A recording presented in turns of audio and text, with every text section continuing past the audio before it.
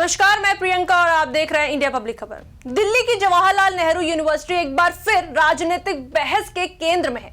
प्रधानमंत्री नरेंद्र मोदी और केंद्रीय गृह मंत्री अमित शाह के खिलाफ लगाए गए कथित आपत्तिजनक नारों के बाद न सिर्फ विश्वविद्यालय प्रशासन सख्त हुआ है, बल्कि इस मामले ने पूरे देश की राजनीति को गरमा दिया है। जेएनयू प्रशासन की शिकायत पर एफआईआर दर्ज हो चुकी है, पुलिस जांच शुरू हो गई है और नेताओं के बयान लगातार विवाद को और तेज कर रहे हैं। प्रधानमंत्री और गृह मंत्री के खिलाफ नारेबाजी को लेकर जेएनयू प्रशासन ने स्पष्ट शब्दों में अपनी नाराजगी जाहिर की है। विश्वविद्यालय की ओर से जारी बयान में कहा गया है कि जेएनयू लोकतंत्र मूल्यों में विश्वास करता है, लेकिन इसका मतलब ये नहीं कि यहाँ राष्ट्र विरोधी सोच को पनपने दिया जाए।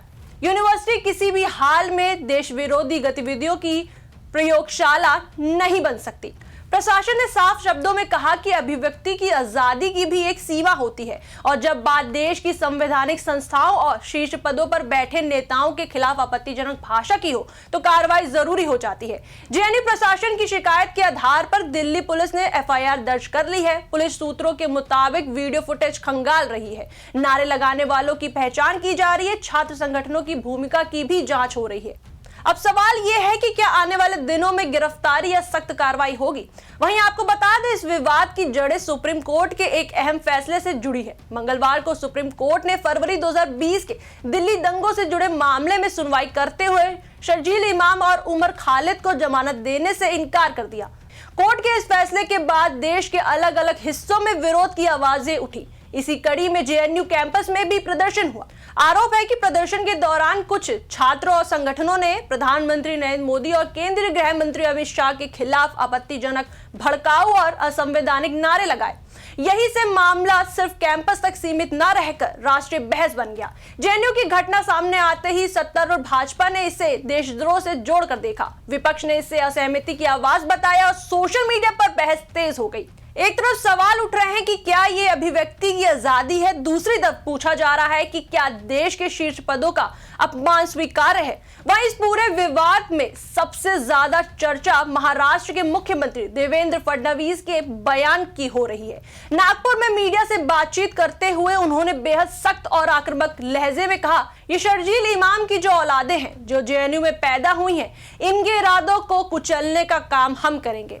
ऐसे नापाक इरादे जो देशद्रोहियों के साथ खड़े होते हैं, जो देश को तोड़ने की भाषा बोलते हैं, ऐसे इरादे नहीं चलेंगे। फडणवीस के इस बयान ने राजनीतिक गलियारों में भूचाल ला दिया है। इस बयान पर राजनीति दो गुटों में बंट गई। एक तरफ भाजपा नेताओं का कहना है कि देश की अखंडता से समझौता नहीं किया जा सकता और राष्ट्र विरोधी नारे बर्दाश्त नहीं होंगे। वहीं कांग्रेस, वामदल और छात्र संगठनों ने फडणवीस के बयान को नफरत फैलाने वाला, छात्रों को डराने वाला और लोकतंत्र मूल्यों के खिलाफ बताया है। वहीं जेएनयू लंबे समय से छात्र राजनीति और वैचारिक बहस का केंद्र रहा है। यहाँ से कई बड़े नेता, प्रोफेसर और विचारक निकले हैं, लेकिन पिछले कुछ वर्षों में जेएनयू देश विरोधी नारों, टकराव, पुलिस कार्रवाई के चलते सुर्खियों में रहा है। हर बार सवाल उठता है, क्या विश्वविद्यालयों में विरोध की सीमा तय होनी चाहिए? क्या हर विरोध देशद्रोह है और क्या सरकार आलोचना से असहज है? इसी बीच एक और मुद्दे पर फडणवीस ने संयमित और स्पष्ट रुख अपनाया।